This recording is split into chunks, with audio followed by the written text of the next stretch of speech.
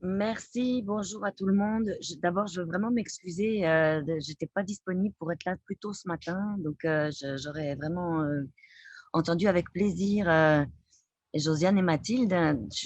Voilà, j'avais une autre obligation, donc ça n'a pas été possible. Alors c'est ça. Donc je vais vous parler du plaidoyer pour les deuxièmes étapes, qui est aujourd'hui une mission accomplie et qui a démontré l'efficacité du partenariat entre la recherche et la pratique. Donc, on va parler des données pour convaincre. Une première recherche qu'on a faite ensemble en 2016, la stratégie de plaidoyer qu'on a développée, validée par une deuxième recherche en 2018, démontrer les gains obtenus et quelles sont les perspectives aujourd'hui. Donc, on va déjà, au niveau de l'Alliance, je sais que Chloé vous a déjà parlé des deuxièmes étapes l'autre jour. Donc, pour rappel, la mission des maisons de deuxième étape, c'est la prévention de l'homicide conjugal. On offre des services spécialisés en violence conjugale post-séparation. On a aujourd'hui 26 membres. Ce qui nous rejoint, c'est un panier de services commun que nos membres mettent en place.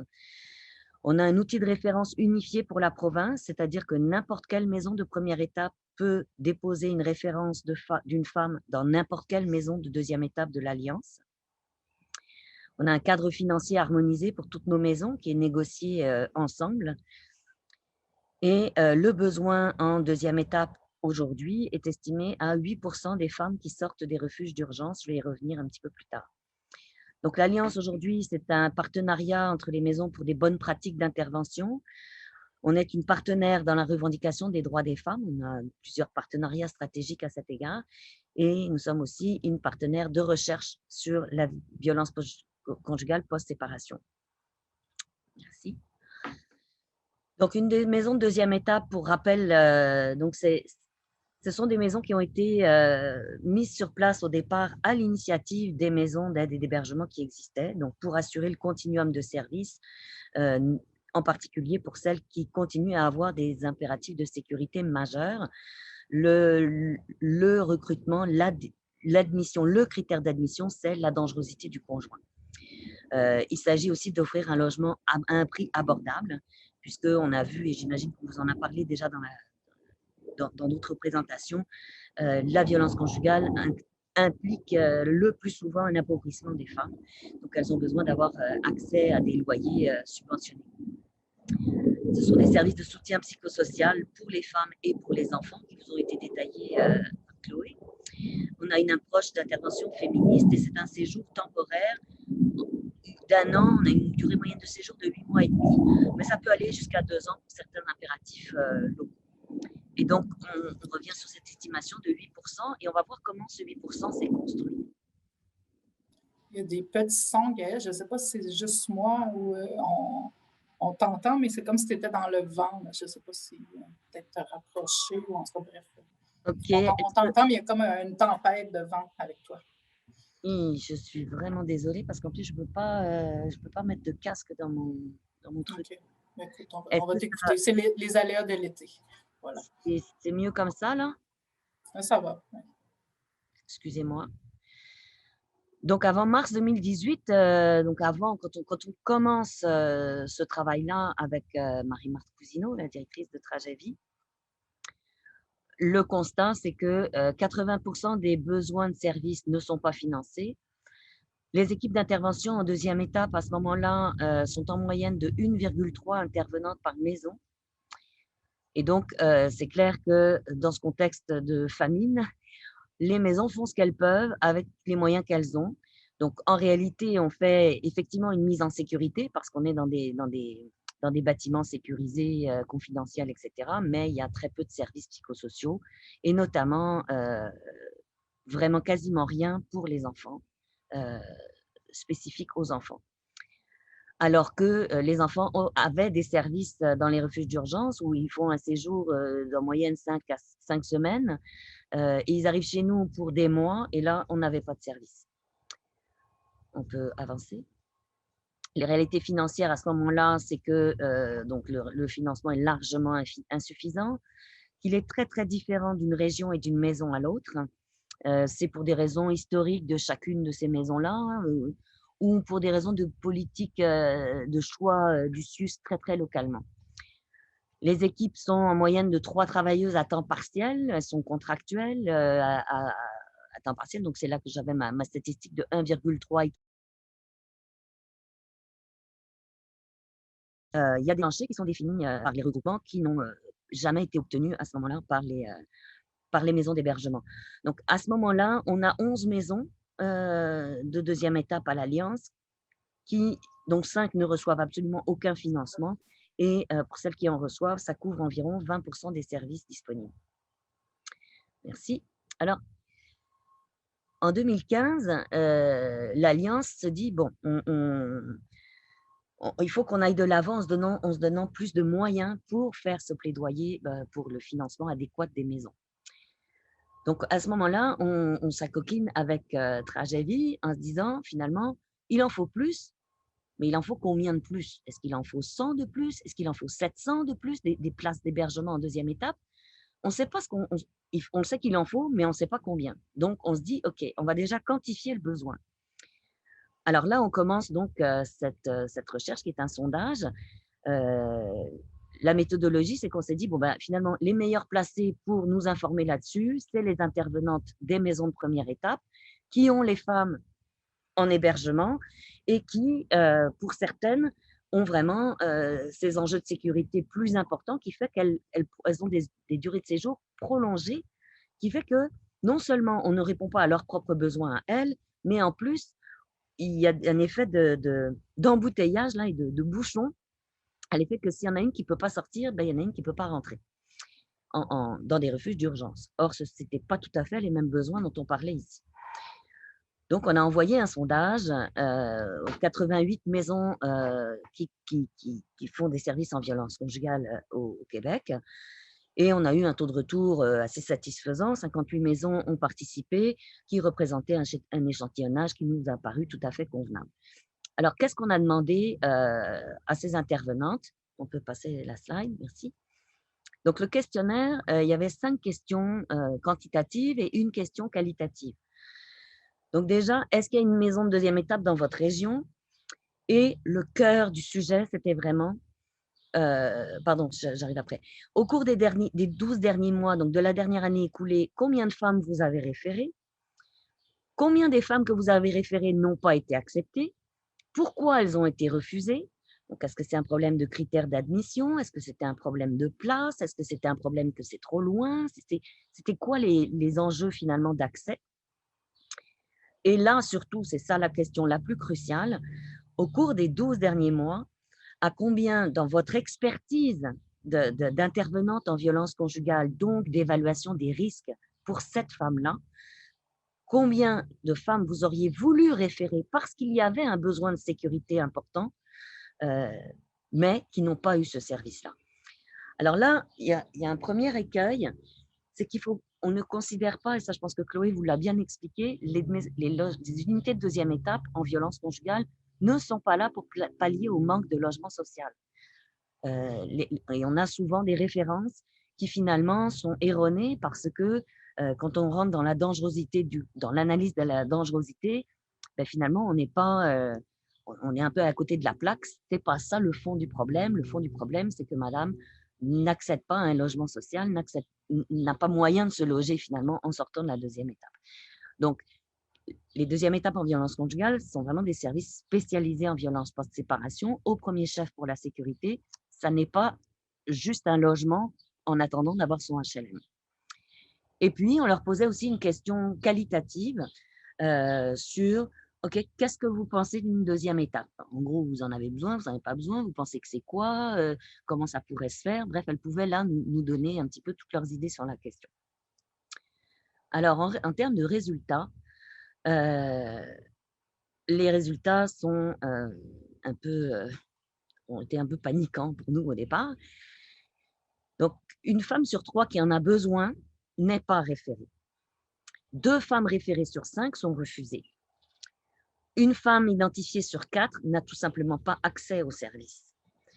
40% des maisons n'ont fait aucune référence en deuxième étape, même si pour certaines, il y avait des ressources qui existaient dans leur région. Et 43% des maisons indiquaient ne pas disposer d'une ressource de deuxième étape dans leur région. Donc, de là, nous, on se dit, OK, par rapport à l'hébergement que nous, on faisait à ce moment-là, parce que bon, toutes les maisons de deuxième étape ne sont pas membres de l'Alliance, on considérait qu'on hébergeait 70% des femmes qui étaient référées en deuxième étape et que ça couvrait 41% du besoin identifié en première étape. Donc, on se dit, OK, rendu là, on a besoin on ne sait toujours pas quel chiffre, on ne dit pas on a besoin de 400 unités, mais on a besoin de doubler la capacité actuelle, minimalement. Donc, c'était ça notre demande, finalement, on a réussi à caractériser ça. Et c'est là aussi, puis c'est la stat la plus importante qui n'est pas dans my slide, je suis vraiment désolée, c'est là aussi qu'on se rend compte que c'est 8% des femmes, au dire des intervenantes professionnelles, donc dans leur estimation du danger, c'est 8% des femmes qui sont passées dans les refuges d'urgence qui auraient besoin d'une maison de deuxième étape. Ça rejoint d'ailleurs une étude qui avait été faite il y a 15 ans par la STHL, qui, eux, estimaient que c'était 7% des femmes qui sortent des refuges d'urgence qui ont besoin d'un hébergement à plus long terme. Donc, il y a 15 ans, ils estimaient à 7%. Nous, en 2016, on l'estime à 8%.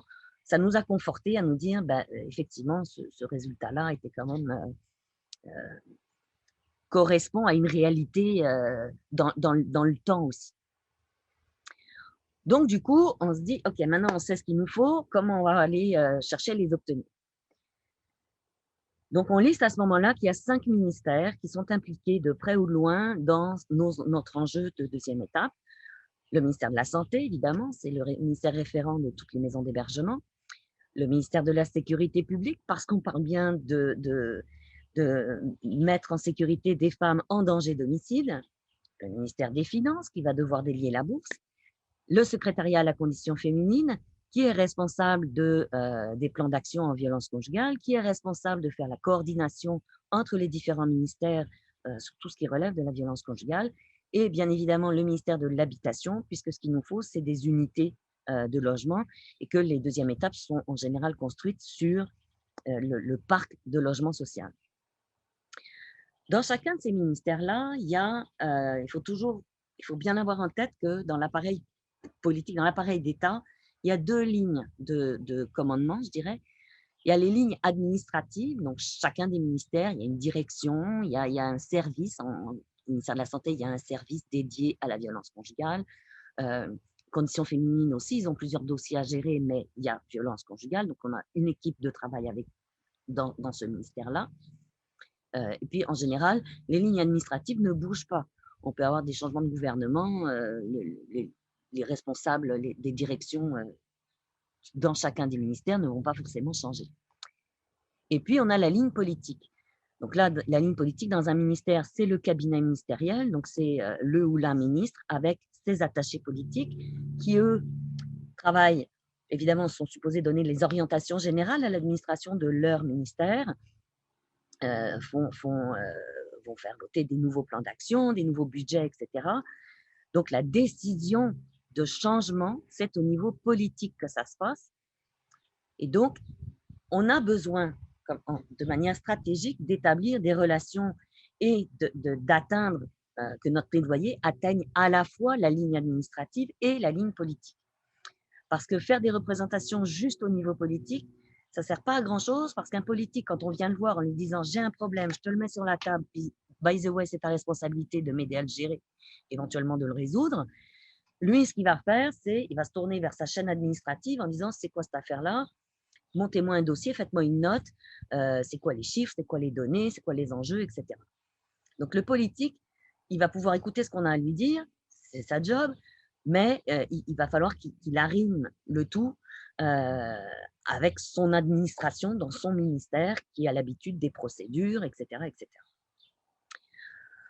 Donc, on voit là tout de suite que au sein de ces 5 ministères-là, il y a un double travail à faire de conscientisation. Puis là, qu'est-ce qu'on fait?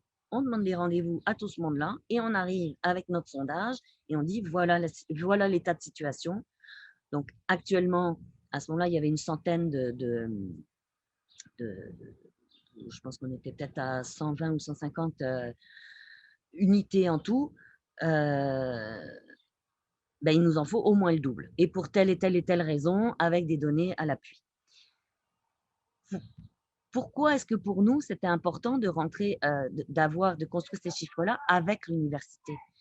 C'est que quand arrive groupe communautaire au niveau du ministère des Finances, par exemple, ben, ok, ça va peut-être les intéresser ce qu'on leur raconte, mais quand c'est estampillé Université de Montréal, centre de recherche spécialisé en violence conjugale avec une experte comme Marie-Marthe Cousineau, tout de suite, ce qu'on raconte devient un petit peu plus sérieux. Donc, on parle des données probantes. Donc, effectivement, on se pointe à ces rendez-vous-là avec nos arguments écrits, quantifiés et validés par un sceau universitaire, ce qui donne beaucoup plus de poids aux mémoires qu'on peut déposer et à tout le blabla qu'on peut leur faire. Euh, et c'est là que l'articulation vraiment entre le milieu de la recherche et le milieu de la pratique prend tout son sens parce que ça nous permet d'étayer nos argumentaires finalement. Donc ben là, c'est des séries de rendez-vous. Il ne faut pas hésiter, c'est vraiment le bâton de pèlerin.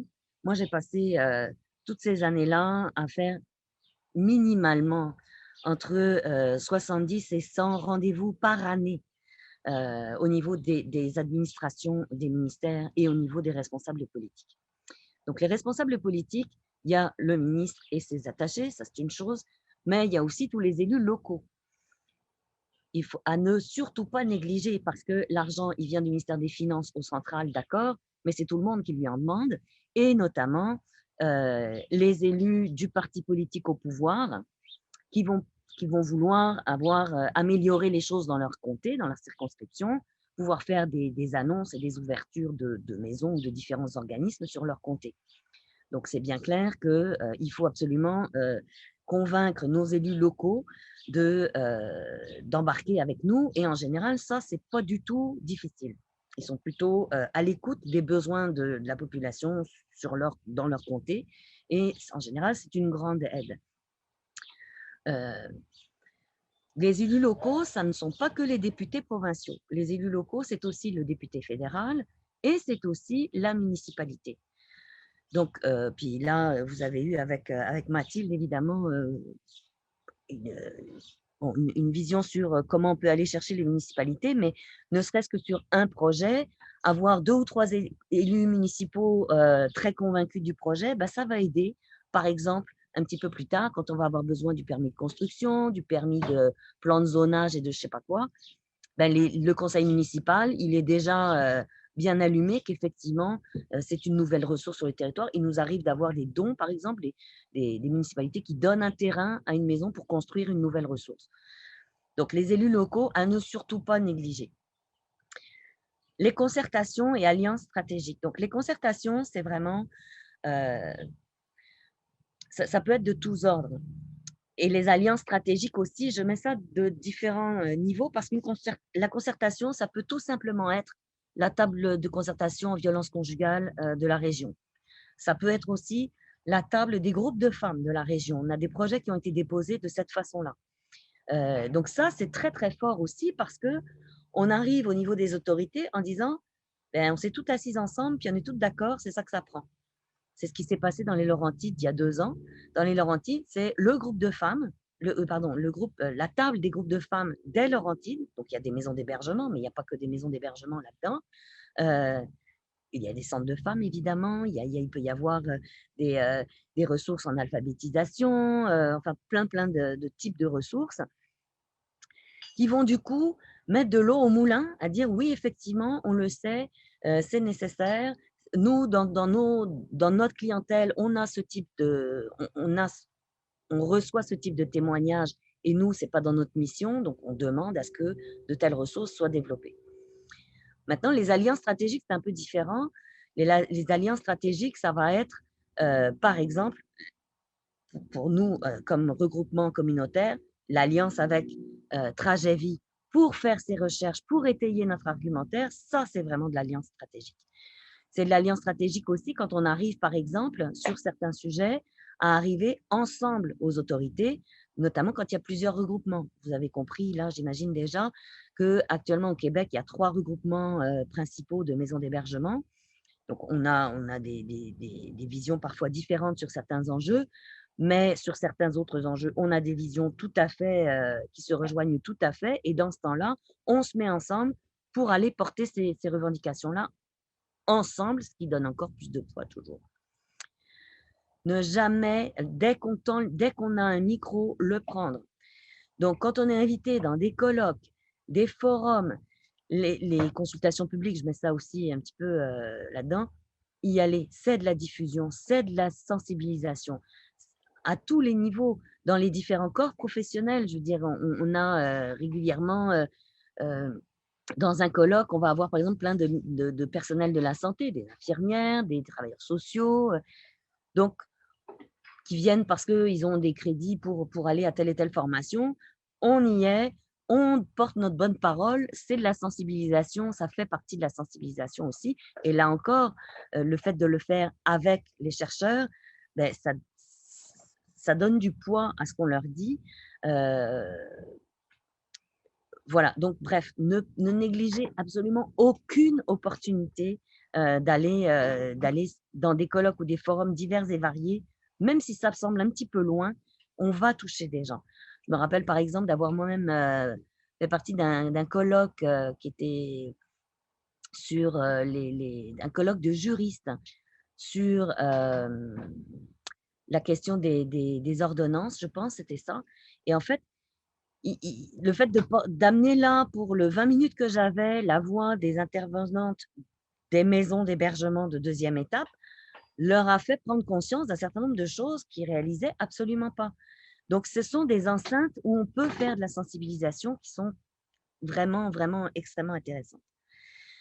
J'ai distingué la participation aux consultations publiques parce que là, donc le gouvernement organise régulièrement des consultations publiques sur toutes sortes de sujets, dont la violence conjugale. Et là, ce qui a été vraiment important, c'est qu'on puisse aller dans ces enceintes-là ensemble, conjointement, Tragédie et l'Alliance, pour que, là encore, multiplier les points de contact et les points de crédibilité, je dirais, pour l'autorité publique. Donc,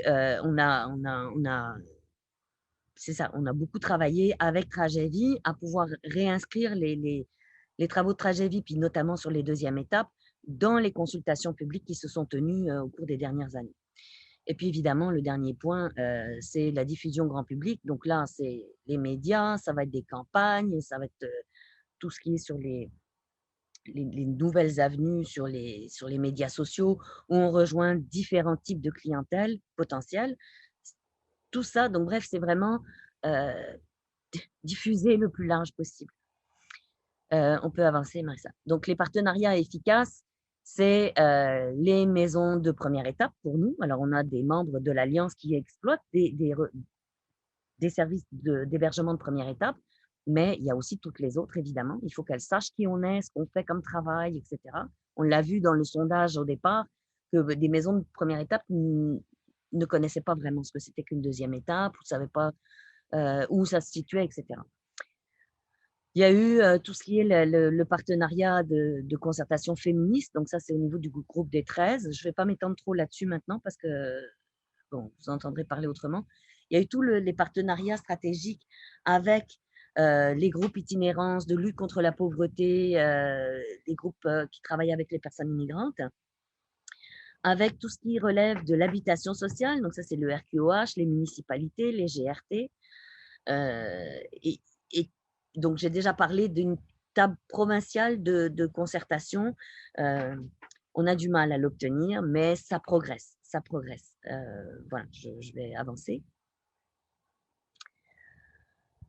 Donc, une fois qu'on a eu fait le sondage sur les besoins initiaux, commencer toute cette stratégie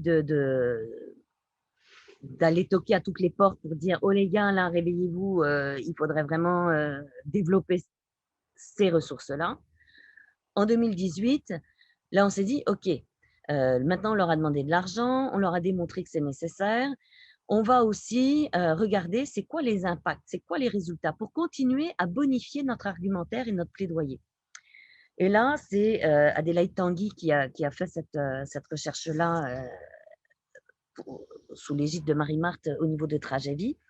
Donc, l'objectif, c'était vraiment d'analyser l'impact des services développés en deuxième étape. Est-ce que la réponse est adéquate aux besoins? Comment les femmes elles-mêmes perçoivent les services qui sont offerts et quels sont les points forts? Donc, là aussi, un petit peu de méthodologie. On peut passer. Donc, une collecte de données qui s'est faite par des focus group d'intervenantes, un questionnaire sur les services qui étaient adressés aux maisons de deuxième étape et des entretiens semi-directifs avec les femmes hébergées. L'échantillonnage, les critères, c'était d'être majeur, d'avoir été victime de violences conjugales et d'être hébergé ou d'avoir complété un séjour en deuxième étape. Donc, on s'adressait à des femmes en fin de séjour ou ex-hébergées. Au total, une trentaine de femmes ont pu être… on va avancer. Une trentaine de femmes a été rencontrée, donc la plupart avec des enfants, des maisons en région ou sur la métropole, en partie des femmes hébergées, en partie des anciennes résidentes, la moitié étaient des immigrantes et plus de la moitié étaient sans emploi au moment de l'entretien. Alors, les résultats, je ne vais pas détailler tout ça ici parce que je vais plutôt vous inviter à aller regarder le rapport de cette recherche-là qui est publié à la fois, qui est sur le site de Tragédie, qui est sur le site de l'Alliance et où Adélaïde avait vraiment ramassé par différentes grandes thématiques ce qui ressortait pour les femmes. Donc, on n'a pas le temps aujourd'hui d'aller dans le détail de ça, mais clairement, beaucoup moins de retours vers le conjoint en sortant d'une deuxième étape. Clairement, une étape qui a été majeure dans leur parcours de sortie de la violence, surtout au niveau de leur sécurité physique.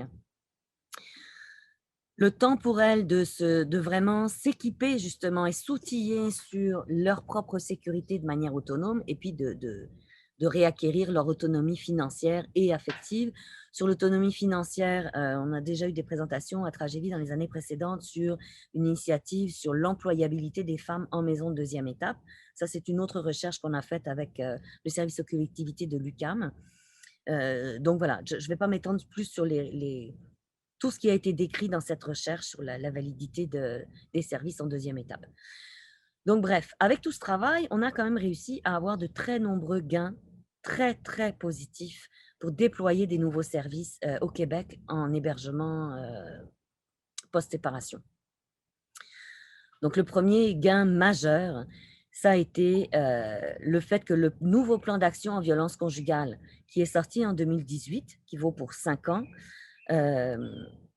incluait 2 nouvelles mesures, qui sont la mesure 18, qui dit le ministère de la Santé doit financer les services en deuxième étape.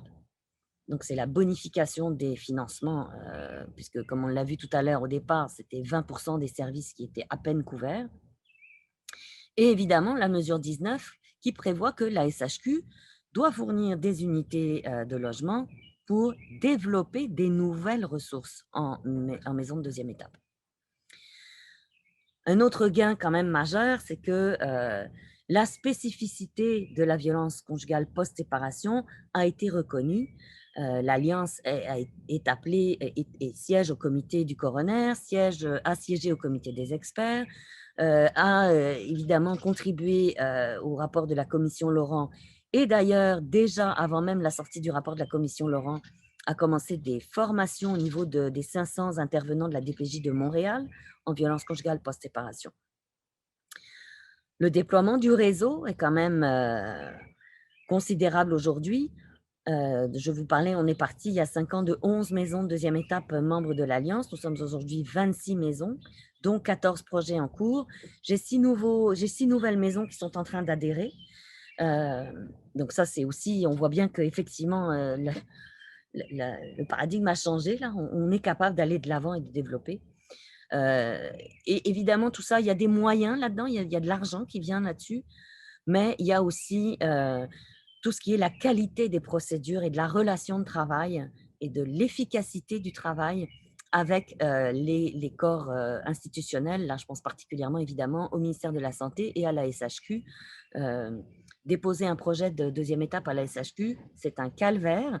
mais ils en sont conscients et ils sont prêts à travailler pour avancer dans des procédures un petit peu plus fluides, on va dire. Donc, on peut avancer. Pardon. Tout ça nous donne quand même des perspectives extrêmement intéressantes aujourd'hui au provincial et au fédéral. Donc, au provincial, comme je viens de le dire, on développe le réseau. Et puis, avec la bonification financière des maisons de deuxième étape actuellement en opération, puis qui se retentira sur les nouvelles quand elles seront construites, c'est qu'on est maintenant capable de développer effectivement le panier de services qui inclut les enfants.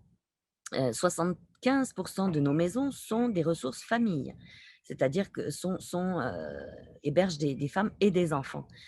Donc, tout le panier de services qui a été développé par l'Alliance, c'est vraiment ce qu'une femme en maison de deuxième étape, n'importe où sur le territoire québécois, est en droit d'attendre comme service de la maison. Ça, c'est pareil au niveau du panier de services. On a continué des recherches pour bonifier nos capacités. On a fait, bon, ça c'est Chloé qui vous l'a présenté, de la formation spécifique en violence conjugale post-séparation.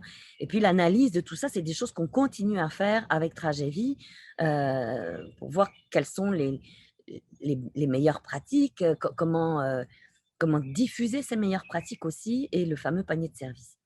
Au niveau fédéral, on a aussi des très, très belles perspectives que la solidité de l'Alliance aujourd'hui au niveau provincial nous permet d'amener des bonnes pratiques au niveau fédéral. Donc ça, c'est au niveau d'un plan d'action national qui a été déposé par Hébergement Femmes Canada depuis fort longtemps au niveau du gouvernement fédéral. Le gouvernement actuel a décidé de s'en saisir. Et on est capable, par exemple, d'amener dans le plan d'action national les bonnes pratiques québécoises qui ont été développées, notamment au niveau du panier de services, notamment au niveau des réformes judiciaires qui sont proposées par les comités d'experts. Et tout ça, je veux revenir aussi sur la question du comité d'experts. Les chercheurs étaient là aussi dans le comité d'experts. Donc, c'est toujours bien voir l'arrimage entre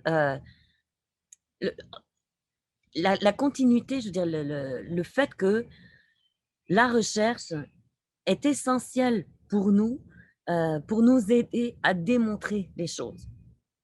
Et puis, non seulement à les démontrer, mais à aussi dépister c'est quoi les bonnes choses à faire. Et puis, tout ça, on le porte aussi au niveau, donc, Hébergement Femmes Canada, c'est notre instance canadienne, je dirais. Toutes les maisons d'hébergement du Canada sont représentées à Hébergement Femmes Canada. Donc, on a créé au sein d'Hébergement Femmes Canada un comité des deuxième étapes parce qu'on s'est rendu compte qu'il n'y a que 2 provinces au Canada, qui sont l'Alberta et le Québec, qui financent leurs maisons de deuxième étape. Donc là, nos collègues des autres provinces nous voient aller, puis elles nous disent, bon, nous, on chiale encore beaucoup ici au Québec, et puis on a toujours du terrain, des choses à faire avec le gouvernement pour améliorer la situation, mais on est beaucoup moins mal prise que dans d'autres provinces. Donc, on s'est dit, OK, mettons à profit ce savoir-faire qu'on a pu acquérir ici au Québec pour aider nos collègues des autres provinces à obtenir aussi. Donc, on compte bien en obtenir au niveau du plan d'action national fédéral, mais après ça, il faut que ça atterrisse dans chacune des provinces et que les autres gouvernements provinciaux, comme l'Alberta et le Québec, se mettent aussi à l'actualité de la nécessité des services en deuxième étape. Donc là encore, les études qu'on a faites au Québec, elles rayonnent au niveau fédéral dans d'autres provinces. Là, évidemment, ça rayonne principalement avec nos collègues francophones, mais on a été capable quand même au fil des années, puis on le sera de plus en plus, d'avoir des budgets pour traduire ces choses-là et pouvoir les disséminer encore plus au travers du Canada et voir ailleurs. On peut changer de slide. Donc, au final, pour les étudiants qui sont là,